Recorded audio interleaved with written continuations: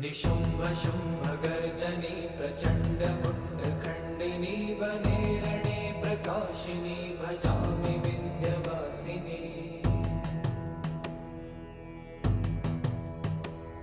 त्रिशूलमुण्डधारिणी धराविघातहारिणी गृहे गृहे निवासिनी भजामि विन्ध्यवासिनी।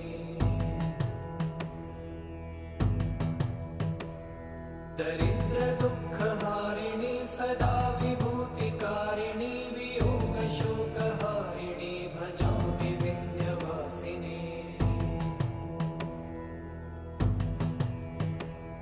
लसत्सुलोललोचनं लतासनं वरप्रदं कपालशूलधारिणी भजामि विन्ध्यवासिनी।